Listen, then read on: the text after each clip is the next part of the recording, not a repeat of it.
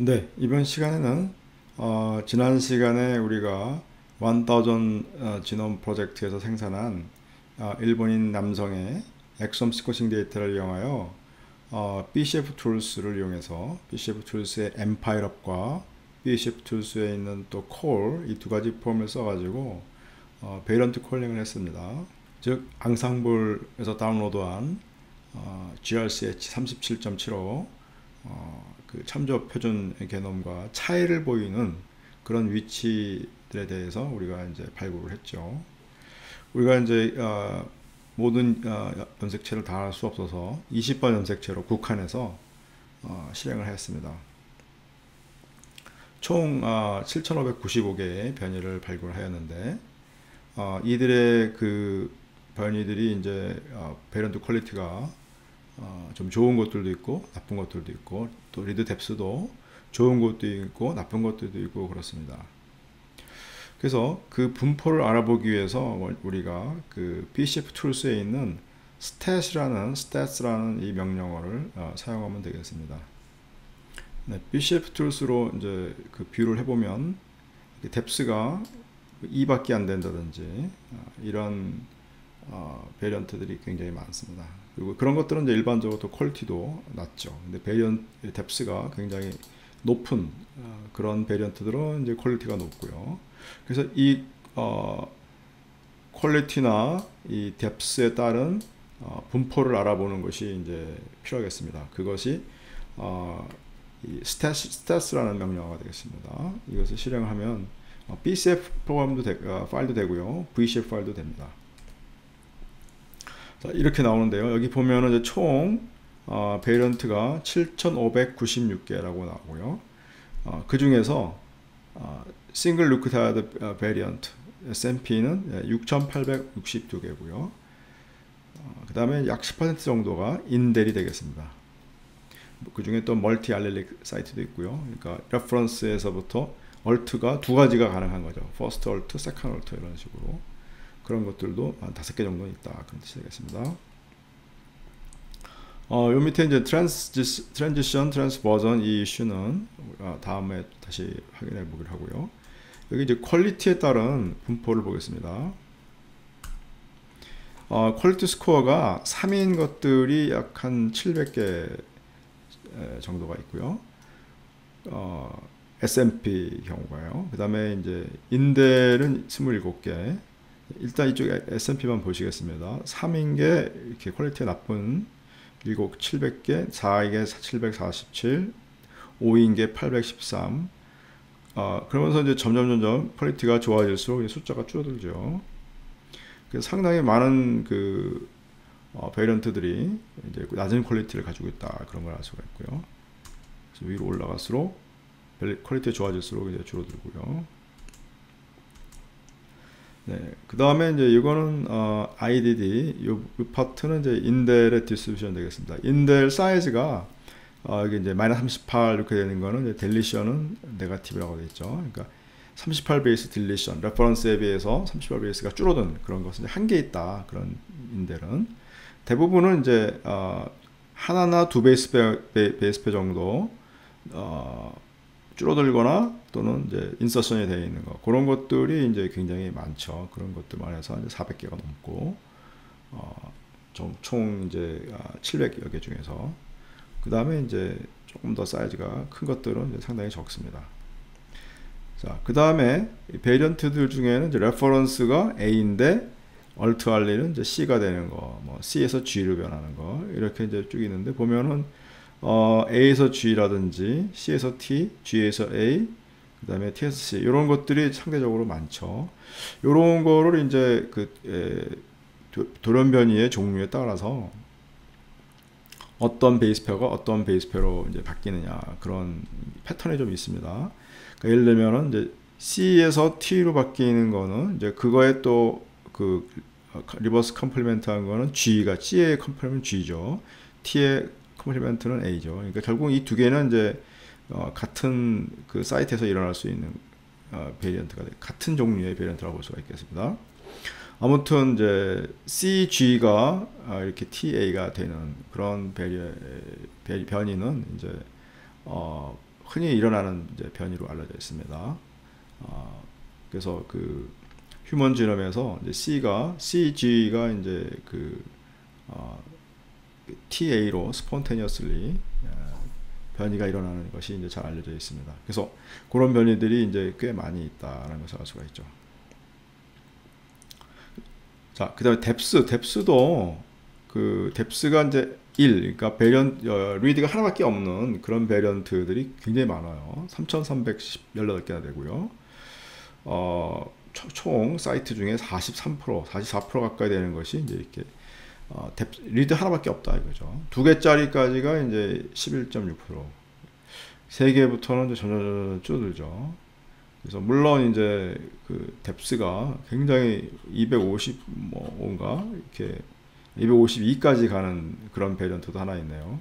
그래서 굉장히 그 뎁스가 깊은 것들도 있지만 아주 뎁스가 낮은 것들이 이제 굉장히 많다, 절반 이상이다라는 것을 이제 알 수가 있죠.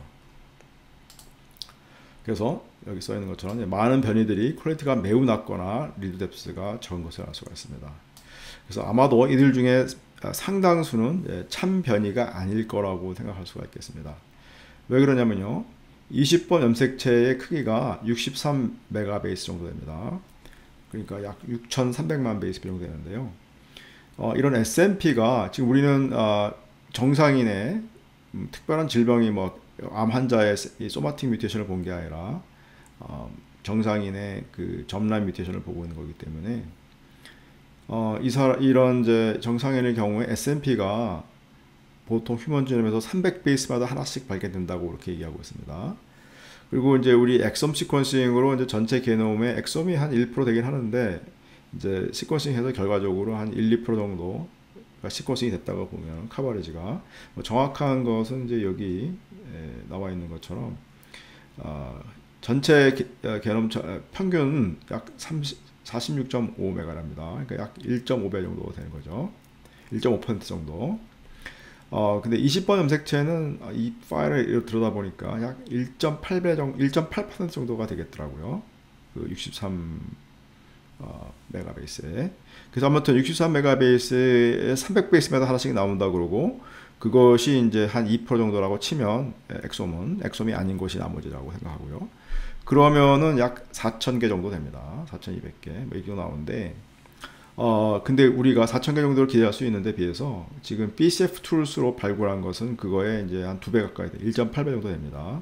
총 7,500개, 7,600개 되니까요. 따라서 상당수가 이제 참이 아니라고 볼 수가 있겠죠.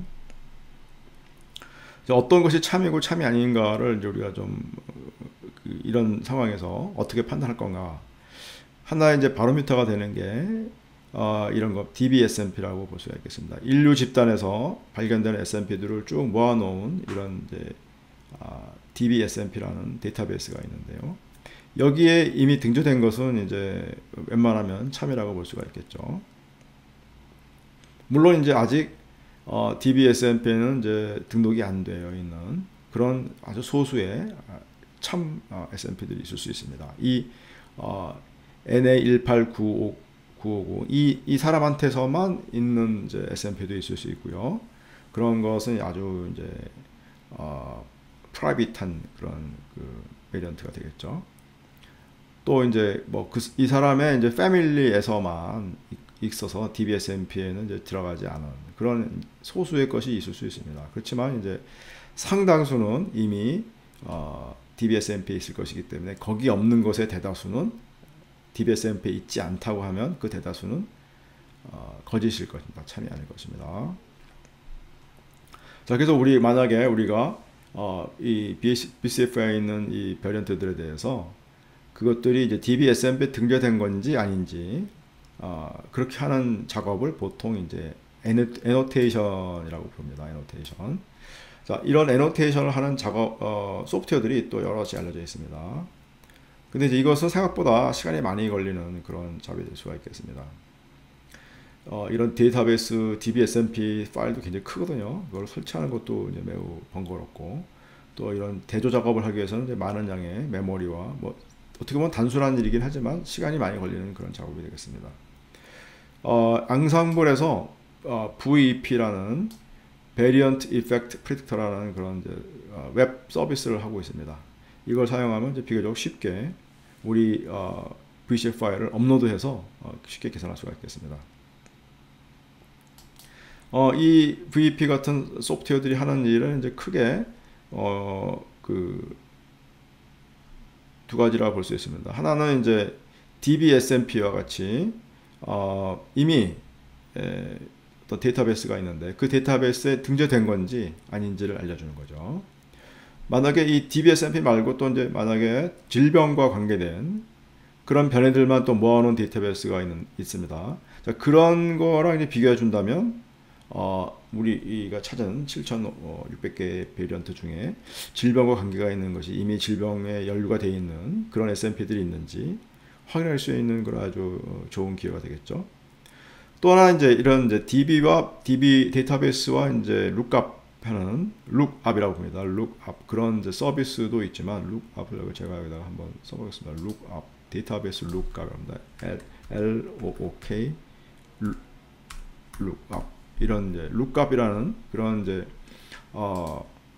작업도 있고 또 하나는 이제 데이터베이스가 있는 게 아니라 이제 그 베리언트 자체를 그 베리언트 가 가지고 올 수 있는 기능적인 변화를 이제 예측하는 겁니다.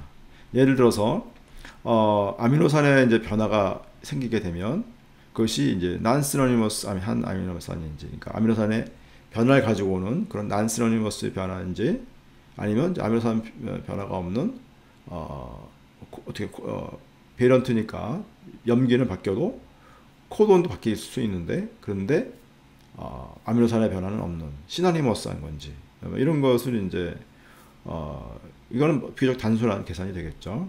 유전자의 그 위치만 알면 그 유전자의 게시 코돈에서부터 세 베이스 페어씩 이렇게 잘라가면서 코돈을 만들어 가지고 어떤 아미노산 변화, 이걸 우리가 많이 공부했었죠. 또 어떤 경우에는 이제 종결 코돈이 나타날 수도 있고요. 자, 그래서 이런 이제 그 아니면 또 이제 엑소온 바운더, 엑소온과 그 인트론 사이에 스플라이싱 하는 그 위치에 이제 돌연변이가 생기는 건지, 이런 것들도 이제 비교적 쉽게 계산이 가능하겠죠. 이런 계산들을 쭉 해주는 것이 되겠습니다. 자, 여기까지가 이제 베리언트 애노테이션에 대한 기본적인 개념이고요.